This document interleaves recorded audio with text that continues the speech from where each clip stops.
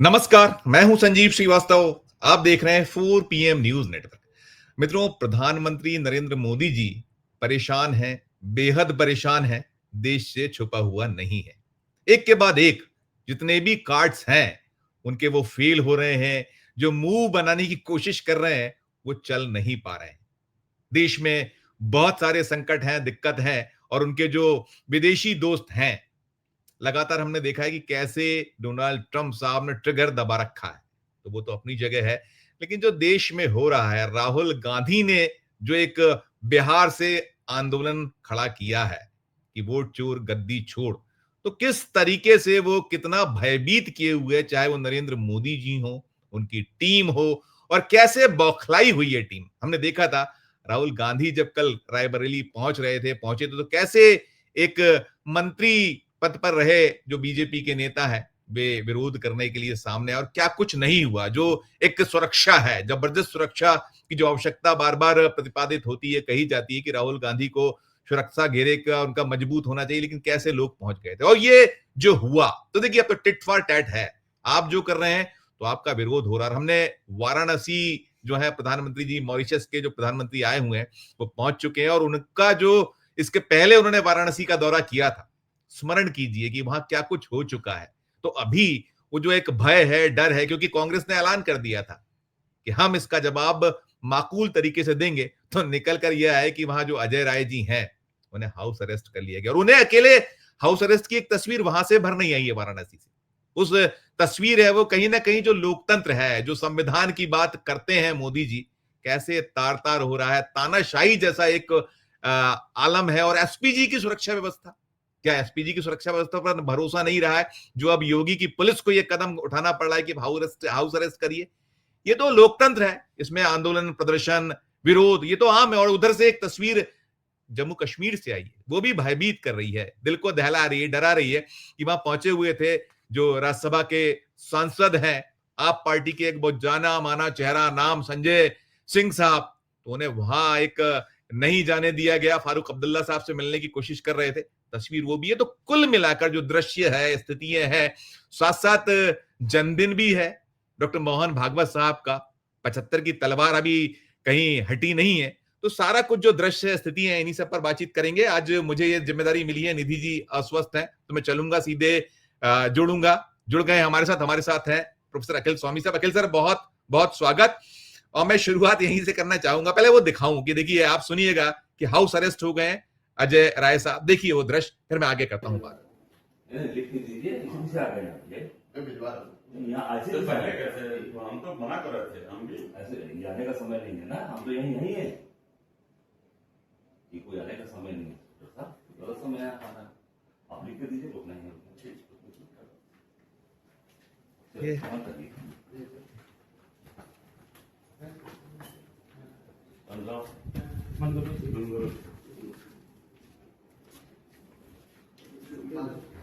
बाहर आओ, तुम्हें करो।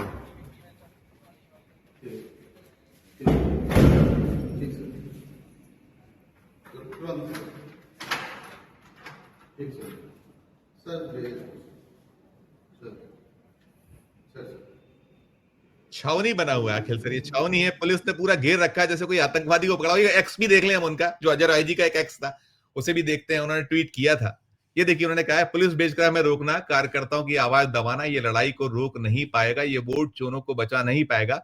कांग्रेस का हर बब्बर शेर कार्यकर्ता गली गली गांव गांव से विरोध करेगा और आवाज देगा, मोदी वोट चोरी बंद करो लखनऊ। ये स्थिति है और ये वही उसी का जवाब है अखिल सर जो कल हुआ था। मैं चाहूंगा कि डक्स यदि कल का वो तस्वीर भी दिखा सके तो दिखाइएगा प्लीज, कि कैसे राहुल गांधी के वो जो काफिले को रोका गया था, कैसे उसमें लोग घुसे थे और क्या एक गंदी तस्वीरों को प्रदर्शित किया था बीजेपी ने।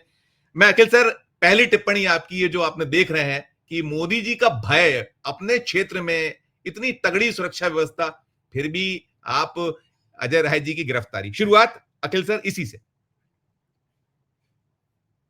आपका अनम्यूट कीजिएगा सर, अनम्यूट।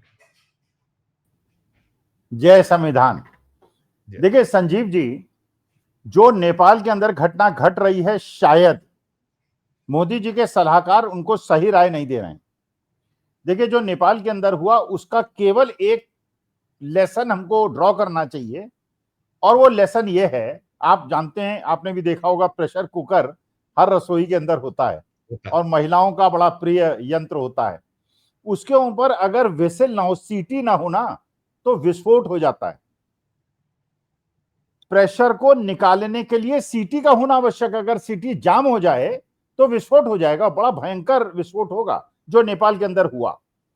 देखिए, नेपाल के अंदर जो वहां ओली साहब ने किया, और आपने एक ओली साहब का वो वीडियो भी देखा होगा, जो पुराने प्रधानमंत्री थे, जो हेलीकॉप्टर से भागे हैं और कहां भाग के गए हैं, अभी शायद दुबई भाग के चले गए हैं, जबकि हिंदू राष्ट्र की कल्पना कर रहे थे, और शायद उन्होंने पनाह एक मुस्लिम राष्ट्र में ली है, और एक हमारे पड़ोसी मुस्लिम राष्ट्र की राष्ट्राध्यक्ष थी जिन्होंने हिंदू राष्ट्र में शरण ली है। तो ये हिंदू मुसलमान का नैरेटिव भी खत्म हो गया। लेकिन ओली साहब को कहते हुए लोगों ने सुना, उन्होंने कहा मेरा नाम केपी सिंह ओली, केपी शर्मा ओली है, मुझे जो हटाने की बात करेगा वो खत्म हो जाएगा। ये तो उन्होंने नहीं कहा, उनका 56 इंच का सीना है। आज उनका 56 इंच का सीना 20-22 साल के बच्चों ने निकाल दिया। और देखिए राहुल गांधी की वीरता देखिए, राहुल गांधी भी संवैधानिक पद पे बैठे हुए हैं, माननीय मोदी जी भी संवैधानिक पद पे बैठे हुए हैं। रायबरेली में खुली छूट देना पुलिस को कि वो राहुल गांधी की गाड़ी पे चढ़ने का प्रयास करें और मंत्री उसे लीड करें, और दूसरी तरफ इतना डरना, केवल अजय राय को उन्होंने गिरफ्तार हाउस अरेस्ट नहीं किया है, मेरे पास कितनी सूचना आ गई है, 200 समाजवादी पार्टी कांग्रेस के वरिष्ठ कार्यकर्ताओं को भी हाउस अरेस्ट कर लिया गया है। देखिए, केवल ये अजय राय ने जो ट्वीट किया उसके अंदर एक त्रुटि मुझे दिखाई पड़ रही है। ये कांग्रेसी बब्बर शेरों का प्रश्न नहीं है, ये समाजवादी लोगों का प्रश्न नहीं है, ये देश के लोकतंत्र को बचाने वाले हर उस आदमी की लड़ाई है जो चाहता है कि सबको एक प्रकार का ट्रीटमेंट मिले। अगर आप भारतीय जनता पार्टी के नेताओं को रैली की अनुमति देते हैं, अखिल सर ये कल वाला दृश्य जो आप बता रहे थे अखिल सर, ये वो वाला राहुल गांधी की कार पे चढ़ने वाला, ये पुलिस बिल्कुल निरंकुश था। प्लीज आप कंटिन्यू करिएगा, क्षमा चाहूंगा मैं जी। तो क्या इनको, दिनेश प्रताप सिंह को हाउस अरेस्ट नहीं किया जा सकता था? अरे वो क्षेत्र के मेंबर ऑफ पार्लियामेंट हैं, जैसे मोदी जी काशी के मेंबर ऑफ पार्लियामेंट हैं, वो रायबरेली के मेंबर ऑफ पार्लियामेंट हैं और लीडर ऑपोजिशन है, मंत्री पद का उन्हें सुविधा प्राप्त है। उनके खिलाफ तो आंदोलन करने की अनुमति है, और मोदी जी के लिए 200 लोगों को हाउस अरेस्ट कर लिया जाएगा। ये प्रश्न केवल कांग्रेसियों का प्रश्न नहीं है, ये उस हर आदमी को अपनी अंतरात्मा को टटोलना होगा कि अगर आप चाहते हैं कि इस देश के अंदर अमीर गरीब सत्ता विपक्ष सबको एक अधिकार मिले जो संविधान के अंदर मिला हुआ है। और कल गवाई साहब ने भी, चीफ जस्टिस ऑफ इंडिया ने एक बहुत अच्छा स्टेटमेंट दे दिया। उन्होंने कहा कि आज तक अगर हम बचे हैं, हिंदुस्तान अगर नेपाल नहीं बना, श्रीलंका नहीं बना, बांग्लादेश नहीं बना, तो उसका कारण केवल हमारे देश का संविधान है जो बाबा साहब भीमराव अम्बेडकर ने बनाया था। और उस संविधान की अगर उल्लंघना की जाएगी, अगर उसकी अवहेलना की जाएगी, तो उसके बाद हमारा भी हश्र, भगवान न करे वो हो, लेकिन अगर कोई चाहेगा कि संविधान को चेंज कर दे, परिवर्तन कर दे और इस देश के अंदर मनुस्मृति को लागू कर दे, तो ये देश के अंदर वो हो जाएगा जो हम नहीं चाहते कि हो। इसलिए संविधान के अनुसार काम हो। जो मोदी जी के अधिकार हैं, वो राहुल जी के अधिकार हैं, वही मेरे अधिकार हैं, वही आपके अधिकार है, वो हमारे देश के हर व्यक्ति के अधिकार हैं। लेकिन जिस प्रकार से ये उत्पीड़न कर रहे हैं, शायद इन्होंने नेपाल की घटना से, और आपको पता होगा फ्रांस के अंदर भी शुरू हो गया है। बिल्कुल, फ्रांस के अंदर अभी अब लोगों को यह समझ में आ रहा है। बताइए, फ्रांस जैसा देश, वहां से जो दृश्य आपको प्राप्त हो रहे हैं, उनके अनुसार वहां के लोग भी कह रहे हैं कि the government is answerable to us. France की सरकार को बताना होगा कि ये करप्शन क्यों हो रहा है, फ्रांस की सरकार को बताना होगा महंगाई क्यों हो रही है, फ्रांस की सरकार को बताना होगा नौकरियां क्यों नहीं मिल रही हैं, भारत की सरकार को भी बताना होगा, चाहे कोई भी सरकार हो, आज ये हो कल वो हो, हमारे देश के बच्चों को 1,000 किलोमीटर दूर के सेंटर क्यों दिए जा रहे हैं। पहले कहते हैं 1,25,000 लोगों को नौकरी मिलेगी, फिर कहते हैं 56,000 लोगों को नौकरी मिलेगी। बच्चों को आपने गाजर मूली की तरह मत ट्रीट कीजिए, ये देश की युवा पीढ़ी है, और अगर आप नेपाल से सबक नहीं सीखे हैं तो सीख लीजिए। लोकतंत्र के साथ खिलवाड़ मत कीजिए। चारों तरफ आपके देश के अंदर घटनाएं घट चुकी हैं, पाकिस्तान में, श्रीलंका में, बांग्लादेश में, नेपाल में। अब सबसे बड़े मुखिया आप बैठे हुए हैं। तो कृपा करके इस देश से अगर आपको प्यार है और इस देश के संविधान से आपको प्यार करना ही होगा, if you love this country you will have to love the constitution of India. तो इसलिए मैं माननीय मोदी जी से यह निवेदन करता हूं, इस प्रकार की जो गुस्ताखियां हो रही हैं सत्ता पक्ष के द्वारा, वो केपी शर्मा ओली जैसा स्टेटमेंट दे रहे हैं, मुझे कौन हटाएगा, मेरा 56 इंच का सीना है। सीना कितने का भी हो, जब जनता, देखिए 3-4 चीजों को कभी हल्के में नहीं लेना चाहिए।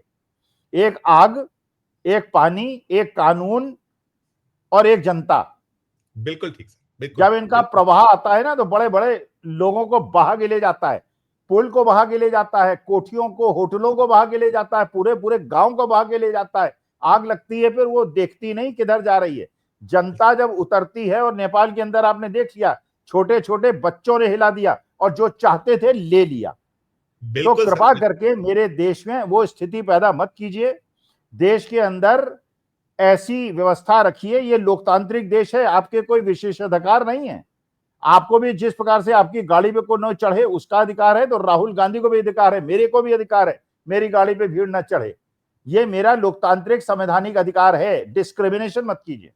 Right sir, right sir. Akhil sir, वो जेड जनरेशन जो है नेपाल की, ये अति हो गई थी। आपने जो कहा कि भ्रष्टाचार चरम पर, और मक्कारी, झूठ, फरेब, तानाशाही, ना रोजगार, कितनी बुरी स्थिति। और देखिए हमारे यहाँ जो मांग हो रही है, विपक्ष यही तो कह रहा है कि हुजूर आप रोजगार दीजिए, हुजूर आप भ्रष्टाचार से मुक्त कराइए देश को, हुजूर आप जो चारों ओर ये स्थितियां पैदा हो रही है इससे बचाइए। आप नहीं बचा रहे, तो कहीं अब ये जो निकल रहा है, देखिए आपने बात की नेपाल की, नेपाल में ये भी हुआ अखिल सर कि वहां प्रधानमंत्री, पूर्व प्रधानमंत्री की पत्नी को जिंदा जला दिया जाता है, उनकी बेटी जो पूर्व प्रधानमंत्री की, मतलब बड़े दुखद घटना है। हम सबकी यही आकांक्षा, अभिलाषा, इच्छा है जो आप कह रहे हैं, सहमत। 4 PM इसी दिशा में बार बार अपील करता है लोगों से कि आप भी कहते हैं कि गांधीवादी तरीके से, लेकिन आप कब तक परीक्षाएं दीजिए। और आप ये जो एक दबाने का क्रम है, ये कौन सा, किस दिशा में मोदी जी को ले जाओ। मैंने कहा कि आपके पास तो एसपीजी है, फिर भी आप हाउस अरेस्ट करें कि आप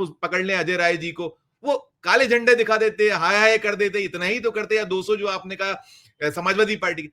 यदि ये भी नहीं है तो क्या होगा, मैं आपको ले चलता हूं कश्मीर ले चलता हूं, वहां भी देखिएगा, वो संजय सिंह जी को देखिए, वो वहां डोडा और जिस तरीके से कश्मीर में एक कोशिश कर रहे थे, जो बातें उठा रहे थे, क्या भयावह स्थिति है सर। हम देख रहे हैं, मोदी जी गए थे, उन्होंने एक हवाई सर्वेक्षण किया हिमाचल प्रदेश में और पंजाब, एक जगह 1500 करोड़, एक जगह 1600 करोड़, और जो अमित शाह साहब को तो वहां लोग मिलने भी नहीं आए थे। अब आप देखिए ये दृश्य देखिए कि एक चुना हुआ राज्यसभा का सदस्य, आप पार्टी का जाना माना चेहरा, वहां पुलिस का हश्र, पुलिस काल, ये दृश्य बड़ा दहलाता है। इसको देखिएगा, फिर इससे टिप्पणी दूंगा मैं। खंडन कर रहे हैं कॉन्स्टिट्यूशन का, खंडन कर रहे हैं, आप देख रहे हो। भाई सलाम नहीं करना चाहता था, मगर ये सलाम करने पे नहीं दे रहे, मिलने नहीं दे रहे हैं, निकलने नहीं दे रहे हैं, जो इनसे बंटवारा कर रहे हैं। देखिए पुलिस दरबार, ये हाल देखिए, ये मालिक बैठे हैं। रियासत में एक स्टेट की गवर्नमेंट है, आवाम की गवर्नमेंट है। कई बार के आप मुख्यमंत्री आपको अंदर नहीं आने दे रहे हैं, मिलने नहीं दे रहे हैं। लेफ्टिनेंट गवर्नर वो मालिक है पुलिस वालों का। ये हाल देखो,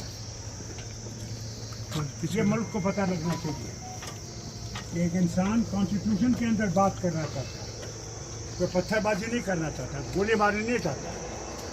आप मिलने क्यों नहीं दे रहे भाई? नहीं जा रहे। कौन सा अपराध है? वो मेंबर ऑफ पार्लियामेंट है, इस राज्य के कई बार मुख्यमंत्री रह चुके हैं, मैं मेंबर ऑफ पार्लियामेंट हूँ, आप मिलने क्यों नहीं दे रहे हैं? इसमें कौन सी ऐसी बात है? हमने कौन सा यार हमला है, इसमें कौन सी ऐसी बात है? हमने कौन सा करना है? भाई मिलने में क्या बुराई है? खैर खैर पूछनी है, कोई मैंने करनी नहीं है। आप इतना भी नहीं चाहते देते कि मैं इसका हाल पूछूं। मेरा दोस्त रहा है पार्लियामेंट में इतने साल। चलिए, आपका तो है नहीं ये कसूर,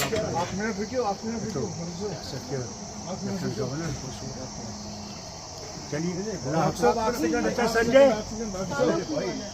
खुदा हाफिज। तो ये क्या परेशानी, मुलाकात तो करने दीजिए। जनाब लेफ्टिनेंट गवर्नर के ऑर्डर ऐसे हैं, मालिक वो बैठा हुआ है, हुकूमत हमारी है, मालिक वो है। ये देखिए, ये इस रियासत देख और सुन लिया। मुझे लगता है दर्शक भी इसको देखे, और आप तो वो कह रहे हैं हुकूमत हमारी है, मालिक एलजी है। उत्तर प्रदेश में मालिक योगी आदित्यनाथ है, जम्मू कश्मीर में चुनी हुई सरकार है, वो मालिक नहीं है, मालिक वहां एलजी सिन्हा साहब हैं, जिनके ऊपर मालूम नहीं क्या क्या ब्लेम्स हैं।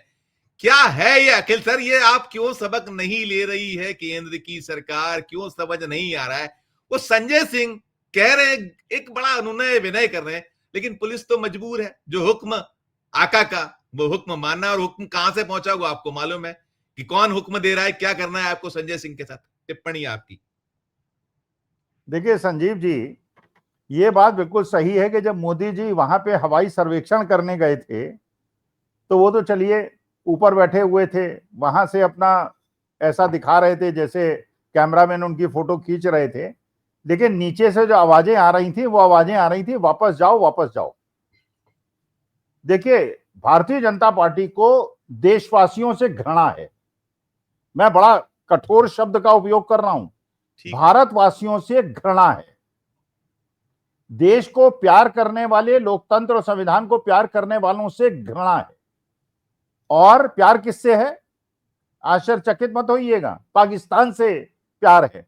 क्रिकेट उनके साथ खेलेंगे, क्रिकेट पाकिस्तान के साथ खेलेंगे और हमें हाउस अरेस्ट करेंगे।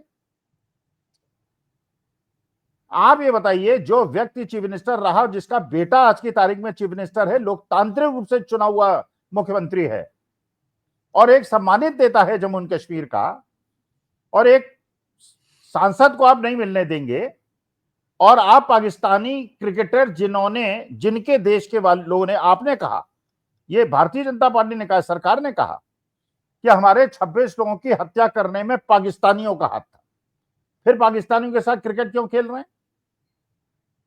हमारी भावनाओं को ठेस क्यों पहुंचा रहे हैं? राहुल गांधी को इस प्रकार से वहां पे रायबरेली में आपने उनका घेराव क्यों किया?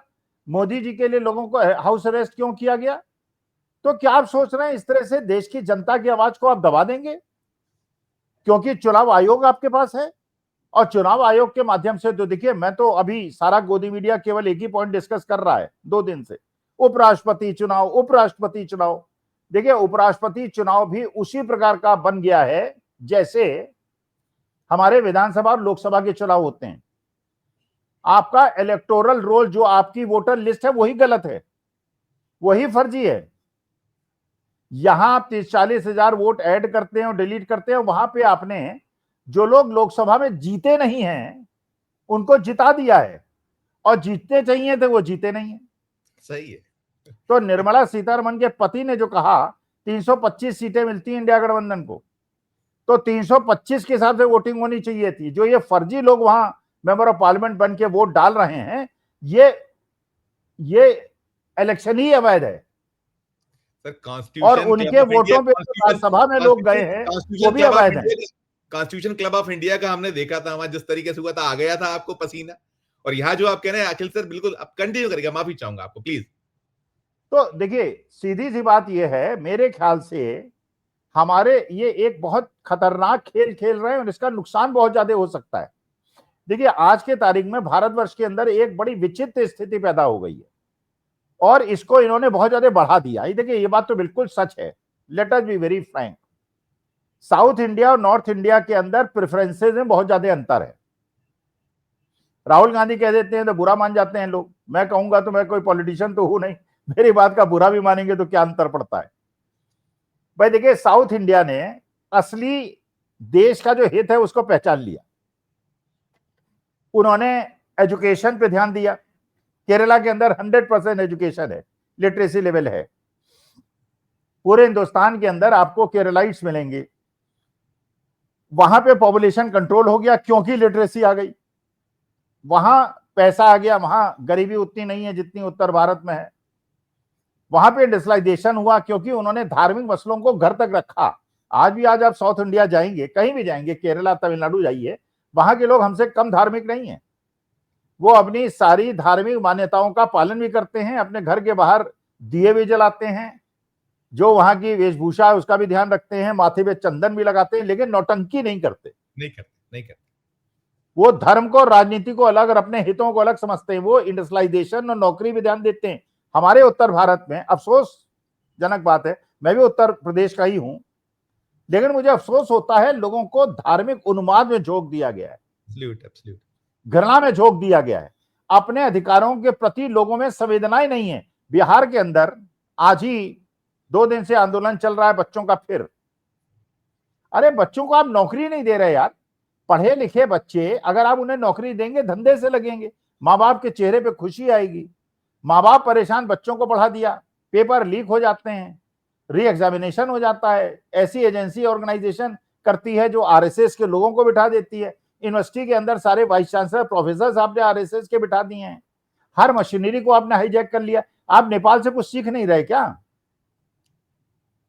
बिल्कुल। तो मैं तो अपनी युवा पीढ़ी के लिए चिंतित हूं, मैं तो अपने देश के लोकतंत्र और संविधान के लिए चिंतित हूं। लेकिन फारूक अब्दुल्ला को बंद कर देंगे, अजय राय को बंद कर देंगे, पाकिस्तान से क्रिकेट खेलेंगे। बिल्कुल। नहीं अखिल सर ये जो सब हो रहा है, ये क्या प्रोवोक किया जा रहा है? क्या चाहते हैं ये जो केंद्र की सरकार, मोदी जी, शाह साहब, उनका पूरा कुनबा? आप देखिए कश्मीर भले ही कुछ हो, शांत तो बना हुआ था, उस तरीके से नहीं है। और मौका आया था तो पूरा कश्मीर खड़ा हो गया था जब पहलगाम आतंकवादी नरसंहार हुआ था, उन्होंने खड़े होकर उसको कंडेम किया था। आज आप किस और कश्मीर को ढकेलना चाहते जो हम संजय सिंह के साथ देख रहे हैं? या फारूक अब्दुल्ला साहब कई बार मुख्यमंत्री रहे, वो केंद्र में उच्च पदों पर रहे हैं, सांसद हैं, सब कुछ है, फिर ये करना और फिर आपको ये पकड़ा धकड़ी करना कि आप जो हमारा लोकतांत्रिक अधिकार है हम विरोध करते हैं, आप हाउस अरेस्ट कर लीजिए। ये किस और क्या, ये कुछ प्रोवोक करने का तरीका है कि ये करिए तो इससे कुछ देश में इस तरीके का दृश्य हो कि ताकि हम जो इस समय फंसे हैं उससे हमें निजात मिल जाए, ऐसा कुछ है अखिल सर? नहीं, इसे प्रोवोकेशन मैं नहीं मानूंगा, इसको डर की पराकाष्ठा मानूंगा। सर देखिए तानाशाह जो होता है, जब उसे अपनी परछाई से डर लगने लगता है, फिर उसके बाद वो किसी पे विश्वास नहीं करता। अब उसे किसी पे विश्वास नहीं है, इसलिए वो अपनी जुल्म की इंतहा तक पहुंच गया है और यही ब्रेकिंग पॉइंट होता है। मैं इसीलिए बार बार निवेदन कर रहा हूं, सरकार से निवेदन कर रहा हूं। मैंने 1974-76 में इंदिरा जी से भी, उस समय हम आंदोलनकारी थे, हम उनका विरोध किया था, हम जानते थे कि उसका हश्र क्या होगा। लेकिन साउथ इंडिया जिस प्रकार से सोचता है, नॉर्थ इंडिया सोचता है, इतना तगड़ा डिवाइड क्रिएट हो गया है। आप जानते हैं 77 में साउथ ने कांग्रेस को वोट दिया था, नॉर्थ ने हराया था। और उसके बाद इस बार के इलेक्शन में भी देखिए, साउथ जो है इंडिया गठबंधन को वोट दे रहा है, नॉर्थ जो है वो जहां पे जाहिलियत ज्यादा है वहां पे भारतीय जनता पार्टी को, तो जाहिलियत का और भारतीय जनता पार्टी के वोट चुनाव आयोग के अलावा एक अंतर संबंध है। तो ये जो देश के अंदर एक वर्टिकल, एक हॉरिजॉन्टल डिवाइड हो रही है नॉर्थ और साउथ के बीच में, हिंदू और मुसलमानों के बीच में, ये बहुत खतरनाक है। और इस समय देश को, क्योंकि इतनी ज्यादा विभिन्नता है हमारे देश के अंदर हम लोगों में, संजीव जी आपकी मान्यताएं कुछ अलग होंगी, मेरी मुझे पता भी नहीं, हिंदू हैं हम, सनातनी, इसके बावजूद वी विल डिफर। आपके घर की जो परंपराएं होंगी, जो आपकी बड़ी बूढ़ी बताएंगी घर के अंदर, आपके यहाँ शादी ब्याह अलग तरह से होते होंगे, हमारी तरह से अलग तरह से होते होंगे। वेस्टर्न यूपी में अलग तरह की भाषा है, ईस्टर्न यूपी में अलग तरह की भाषा है। जो शब्द ईस्टर्न यूपी में बोलना प्रतिबंधित है, वो वेस्टर्न यूपी पंजाब में तुम कहना और तू कहना, पिता को तू कहते हैं हमारे यहाँ मेरठ में और पंजाब हरियाणा में। आप ईस्टर्न यूपी में रिक्शे वाले को तू नहीं कह सकते। यार शब्द जो है वो हमारे यहाँ ईस्टर्न यूपी में हर शब्द में यार बोलते हैं। आप जरा पंजाब हरियाणा में यार बोलिए, वो कहेंगे अच्छा यार बता रहे हो तुम। तो हमारे यहाँ संस्कारों का बड़ा अंतर है, उसको कैरी करना बड़ा मुश्किल है। तो मैं इसको प्रोवोकेशन नहीं मान रहा हूं, मैं इसको डर की इंतहा मांग रहा हूं। राइट सर, डर की इंतहा। हम विविधताओं से भरा हमारा देश है और हम अलग अलग है। आपने जैसे कहा, हर हम तो बोली, भाषा, पानी, खाना सब कुछ बदलता है कुछ कुछ, और ये इसको तोड़ने का प्रयास, ये हमारा जो पूरी बुनियाद है उसको कहीं दरकाने की कोशिश। मैं अगर आपकी अखिल सर अनुमति हो तो एक बार फिर दिखाऊं, हम लोग जो चर्चा, हमारे दर्शक देर से जुड़े हों, देखें वो 2 दृश्य कि कैसे हाउस अरेस्टिंग चल रहा है। कि एक मोदी जी अपने जो मॉरिशस के उनके मित्र, कभी वो जो अभी बीच में तो हो गया था 2-2 हाथ जैसी स्थिति थी। अब मॉरिशस के प्रधानमंत्री आए हुए हैं तो उनके लिए आप अजय राय और बाकी वहां कर रहे हैं अरेस्ट। अजय राय का दिखाता हूं और फिर मैं कश्मीर भी एक बार अपने दर्शकों को दिखाता हूं, अनुमति से आपकी एक बार देखिएगा, वो दृश्य देखिए दोनों दर्शकों के लिए। ये अजय राय। हम तो मना कर रहे थे, हम भी ऐसे आने का समय नहीं है ना, हम तो यही है, ये कोई आने का समय नहीं है। तो साहब गलत समय है आना, आप लिख के दीजिए, रोकना है करिए।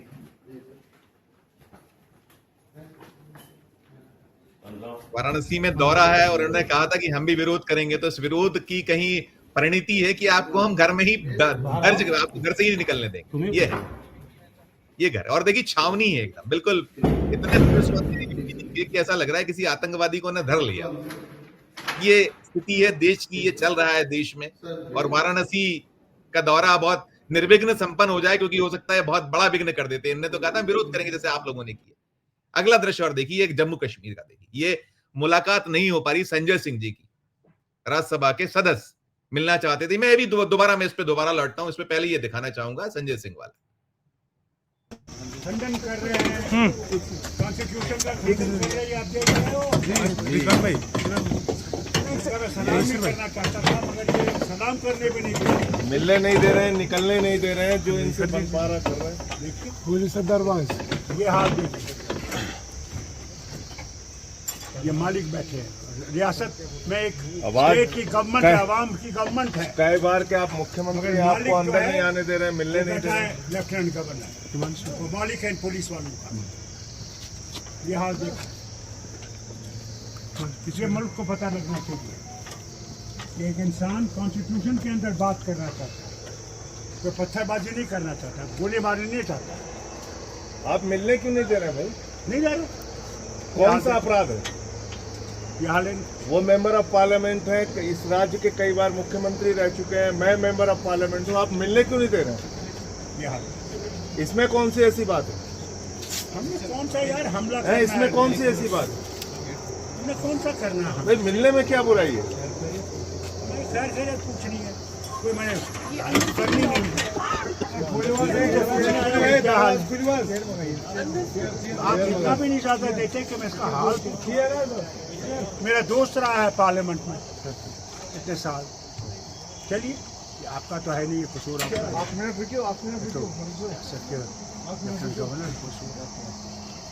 चलिए। अच्छा संजय, खुदा हाफिज।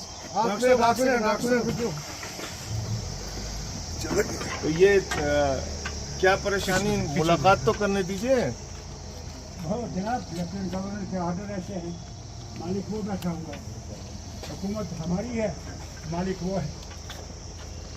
ये देखिए, ये इस रियासत।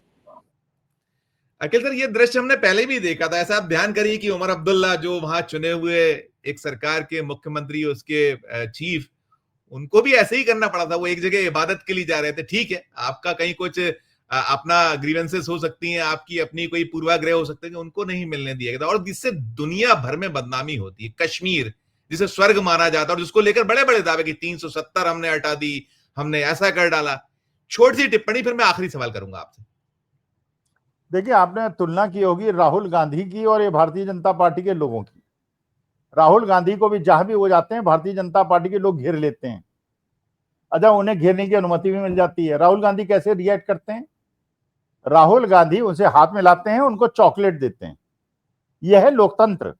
बिल्कुल भाई ठीक है, आपकी आरएसएस की विचारधारा है, आप गोडसे के समर्थक हैं, किसी को भाई ठीक है, आप गोडसे के समर्थक हैं, कोई बात नहीं, आपकी विचारधारा है। हम तो गांधी के समर्थक हैं, लेकिन हम आपका अपमान नहीं करते, हम आपका तिरस्कार नहीं करते, हम आपसे घृणा नहीं करते। आप घृणा क्यों करते हैं? आप डरते क्यों हैं? सत्य से डरते क्यों हैं? लेकिन वही है ना, जो चोर है उसे उजाले से डर लगता है। और एक तरफ आप हैं। भाई अगर यही कह देते कि चलो पुलिस ऑफिसर के सामने, भाई आप तो जेल भी जाके कैदी से मिल सकते हैं। आप जेल जाइए, डकैत से और मर्डरर से भी आपकी कानून व्यवस्था अनुमति देती है मिलने की। मुझे नहीं पता कितने मिनट की देती है, लेकिन देती है। बहुत ज्यादा है तो कहिए नहीं, पुलिस अधिकारी के सामने आप बात करेंगे। अच्छा, ये संजय सिंह और फारूक अब्दुल्ला दोनों रहें, आप पुलिस ऑफिसर को बिठा दीजिए, कमिश्नर को बिठा दीजिए, एलजी साहब बैठ जाए वहां जाके। नहीं, फोन चालू क्या- करवा लीजिए, एलजी सुनते रहे, चर्चा क्या हो रही दोनों में, अरे चाय पी लेंगे, हालचाल पूछे, वो कह रहा मैं हाल जानना चाहता हूं। एलजी को बस। सुनाइए आप, फोन ऑन करके सुनाइए आप। तो मनोज असल में सिन्हा जी, चोरों को अंधेरे से प्यार होता है। देखिए, इसीलिए एक थोड़ा सा किस्सा सुना दूं मैं। प्लीज आप प्लीज। बताइए, लक्ष्मी जी के वाहन कौन कौन से हैं? बताइए। एक प्रमुख तो बिल्कुल है, एक प्रमुख जो है, नहीं नहीं, जो एक हम, उल्लू है और एक हाथी है। जी जी जी उल्लू जो है वो अंधेरे में आता है, जी हाँ, जी हाँ, तेजी से आता है, तेजी से उड़ता है। जी हाँ, और एक हाथी है, मंथर गति से आता है, मंथर गति। ये देखिए, चाहे इस्लाम हो, चाहे क्रिश्चियनिज्म हो, चाहे सिखिज्म हो, चाहे कोई भी धर्म हो, हिंदू धर्म हो, हमारे यहाँ सबकी मान्यता ये है, सबके पीछे कोई ना कोई चिंतन है। सर, तो है, ये जो लक्ष्मी आई हुई है इन लोगों के पास, ये चुनावी बॉन्ड से आई हुई है, ये पीएम केयर फंड से आई हुई है, सुंदर ये रात के अंधेरे में आई हुई है, तेजी से आई है और तेजी से निकल भी जाएगी। और जो भगवान मां लक्ष्मी की कृपा होती है, उनका जो दूसरा वाहन है, धीरे धीरे आती है और टिकती है, जाती नहीं है। तो ये असल में अंधेरे के प्यार करने वाले लोग, इन्हें उजालों से डर लगता है, ये डरे हुए लोग हैं। और अभी भी इनको अगर नेपाल से, बांग्लादेश से और बाकी देशों से लेसन नहीं मिल रहा है, तो इनकी बुद्धि पर मुझे अफसोस हो रहा है। बिल्कुल ठीक है, अफसोस ही अफसोस है अखिल सर। देखिए, एक और दिलचस्प चीज है, देखिए आज डॉक्टर मोहन भागवत जी अपना 75वां जन्मदिन मना रहे हैं, और अखिल सर हमने देखा कि प्रधानमंत्री नरेंद्र मोदी जी, तीसरा उनका टेन्योर, 10 साल के बाद, 2 टेन्योर में नहीं गए थे, वो जो हेडक्वार्टर ओरिजिनल जो वो पैदाइश जो है वो संघ की है, और बड़े दम्भ भरते हैं कि मैंने ऐसा किया है, मैं ऐसा था और ऐसा रहा, और मैं जब देश को जब आजादी के वक्त यहां छुपा, कहीं ऐसा किया, बहुत सारे बड़ी बड़ी बातें संघ। अब सर जो मोहन भागवत जी ने, फिलहाल ऐसा लगता है कि अभी वो जो एक तलवार लटकी है उन पे, खुद पे 75 की 17 तारीख को हो जाने वाले हैं। एक चीज फिर, आपको बीजेपी का जो राष्ट्रीय अध्यक्ष है 2 साल से ज्यादा वक्त हो गया, नहीं बना पाए, लेकिन राहुल गांधी का जो एक तूफान है जो सुनामी में बदल चुका, उस सुनामी से संघ भी भयभीत है। और संघ जितना फला फूला है अखिल सर, हम देखते हैं 11 सालों के दौरान ही लगभग हमने दिखाया है वो, कि कैसे उनका जो दिल्ली का वो जो था कि एक कहां कुटिया नुमा या एक अजीब सा दफ्तर, और आज कहां कितना लगभग दफ्तर, और सब तरफ यही स्थिति। और हमने बहुत सारे संघ के लोगों को, जो चने फुटाने खाने वालों को, कहां से कहां पहुंचते देखा है कि वो रॉडो और क्या क्या घड़ियां पहनते हैं, कौन कौन सी गाड़ियां इस्तेमाल करते हैं, किस कंपनी के शूज पहने, स्टोरी की है, तो कुछ तो चिढ़ गए थे। खैर वो मैं नहीं उसमें जाऊंगा, मैं तो यहां ये बात करूंगा कि थोड़ी बर्फ पिघली है, अब तारीफों का एक दूसरे पे आदान प्रदान है। उन्होंने कहा कि भाई वो पार्टी अपना काम करती है और संघ अपना काम करता है, सरकार अपने आजाद है, हम उस पर नहीं जाते। 75वें जन्मदिन में मोदी जी ने बधाई दी, मैं पढ़ के सुनाता हूं, फिर आपसे टिप्पणी या राय लूंगा। मोदी जी कह रहे हैं, उन्होंने कहा है, मैं ये इसको चलाता हूं, पहले आप देखिएगा इसको। वो कह रहे हैं कि संदेश जो उन्होंने भेजा है उसमें कह रहे हैं कि वे एक असाधारण व्यक्ति हैं जिन्होंने हमेशा राष्ट्र को सर्वोपरि रखा है। डॉक्टर मोहन भागवत जी के बारे में करो। फिर वो आगे कह रहे हैं कि हम स्वयं सेवकों का सौभाग्य है कि हमारे पास मोहन भागवत जी जैसे दूरदर्शी और परिश्रमी सरसंघ चालक हैं, जो ऐसे समय में संगठन का नेतृत्व कर रहे हैं, और बाकी और भी चीजें हैं, तारीफें की हैं। ये जो है ये क्या है, मतलब ये भी क्या भय, अब जो आपका यू टर्न है, सब पर आपकी अंतिम प्रतिक्रिया अखिल सर। नहीं, दोनों का डर है। ये भारतीय जनता पार्टी का भी डर है और राष्ट्रीय स्वयंसेवक संघ का भी डर है। अब आखिरी लड़ाई जो है वो है चुनाव आयोग कितनी बेईमानी कर पाएगा। ठीक बात। अगर चुनाव आयोग बेईमानी नहीं कर पाएगा और हेरा फेरी नहीं होगी, 100% चार्ज बैटरी नहीं मिलेंगी, 5 बजे के बाद 10% वोटिंग नहीं बढ़ेगी, नाम फर्जी नहीं कटेंगे, सुप्रीम कोर्ट ने कोशिश की है, आधार कार्ड को जोड़ने की बात की है, लेकिन चुनाव आयोग आसानी से, ईमानदारी से चुनाव तो नहीं कराएगा। अब कितना ये लोग राहुल गांधी और तेजस्वी यादव रोक पाते हैं, ये उनके लिए चैलेंज है। और दूसरा, देखिए, राष्ट्रीय स्वयंसेवक संघ के मोहन भागवत साहब से 75 साल के हो गए, उन्हें बधाई देता हूं। वो एक मांग करता हूं, देखिए संजीव जी, सही बात है, ब्राह्मण होने के बावजूद मुझे इस बात से कट्टर आपत्ति है कि राष्ट्रीय स्वयंसेवक संघ का आज तक का संघ प्रमुख, इंसेप्शन से लेकर आज तक, एक राजपूत को छोड़कर सारे ब्राह्मण क्यों हुए हैं? बिल्कुल ठीक है। और सारे के सारे चित्पावन ब्राह्मण क्यों हुए हैं? भाई, उत्तर प्रदेश, बिहार और बंगाल और पंजाब, हरियाणा के ब्राह्मणों में कौन सा दोष है? तो इसलिए अगर मोहन भागवत ये अनाउंस कर दें कि अगला जो प्रधान वो संघ संचालक होगा वो या तो दलित होगा या ओबीसी होगा या ठाकुरी होगा या कायस्थी होगा या बनियाई होगा, तो भी मुझे लगेगा कि शायद ये ब्राह्मणवादी मनुवादी संस्था नहीं है। लेकिन केवल चित्पावन ब्राह्मण और केवल ब्राह्मणों को संघ संचालक बनाना मेरे ख्याल से बदलते हुए परिवेश में, जबकि ओबीसी समाज और दलित समाज जाग गया है, ये देश के साथ और हिंदू समाज के साथ एक अन्याय है। नहीं बिल्कुल ठीक। अखिल सर, इसमें भी थोड़ा सा एक अंतिम टिप्पणी कर दीजिए कि कब तक अभयदान, कब तक है ये, कितनी देर तक दूर तक है ये जो अभी मिला हुआ है? अभी तो राहुल का भय है, आपने कहा दोनों को भय है। नहीं, अभयदान देखिए देने वाला कोई नहीं है, अभयदान देने वाली तो देश की जनता है। और ये 18-20 साल के बच्चों ने नेपाल में बता दिया, बड़े बड़े तीरंदाज भाग गए, अंडरवियर में भाग रहे थे, पैंट पहन के, जो फाइनेंस मिनिस्टर और एक्स चीफ मिनिस्टर और प्राइम मिनिस्टर पता नहीं वो अपने को समझते थे कि मेरे सामने तो कोई ओली साहब का मैंने सुनाया ही, जब उन्होंने कहा था कि ओली हूं मैं, केपी शर्मा ओली हूं, मेरे सामने कौन टिकेगा, 56 इंच का सीना है मेरा। 56 इंच का सीना नहीं चलता है भाई। यह है कि जनता, जिस दिन जनता के युवा वर्ग को यह समझ में आ गया हमें धार्मिक मसलों में उलझाया गया है, जानबूझ के उलझाया गया है, खुद तो पाकिस्तान से क्रिकेट खेल रहे हैं और हमको धार्मिक मसलों में उलझा रखा है, इसलिए कि हम नौकरी न मांगे। ठीक बात है, ठीक बात है। संजीव जी, आपको पता नहीं, मैं तो कल्पना करता हूं मेरे छात्र, वो बेचारों को क्या मानसिक वेदना होती है। भाई माँ बाप बेचारे, गरीब माँ बाप खेत बेच के उधार लेके बच्चों को पढ़ा दिया, सोचा था बच्चा 25-30 हजार रुपए कमाएगा, घर की झोपड़ी ठीक हो जाएगी, पक्का मकान बन जाएगा। अब वो मकान तो बिक गया, खेत तो बिक गया, अब बच्चे को भी नौकरी नहीं मिल रही। वो माँ बाप से भी गाली खाता है, वो समाज से भी गाली खाता है।